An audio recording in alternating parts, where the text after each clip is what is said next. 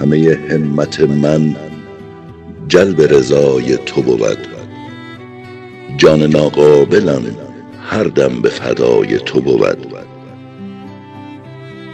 سر به دیگر نسپارد دل شیدای من، که ز پا تا به سرش فکر و هوای تو بود.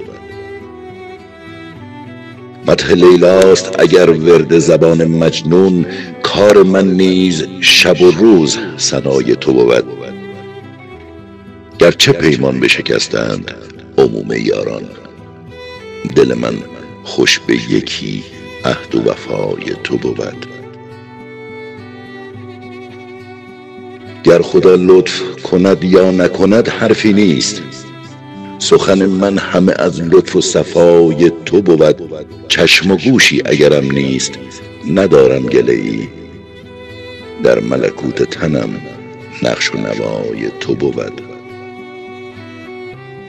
به سرم نیست اندیشه نادیدن تو،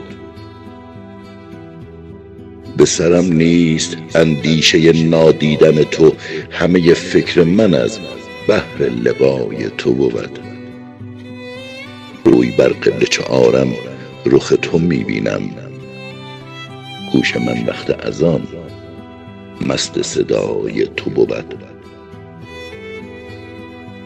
من از این درد مداوم که توانم ببرید، ز چه نالم که بر او دست شفای تو بود. بختیارا قلم خویش چه فرسوده کنی، سر این معجزه در ذکر و دعای تو بود. بختیارا قلم خویش چه فرسوده کنی، سر این معجزه در ذکر و دعای تو بود.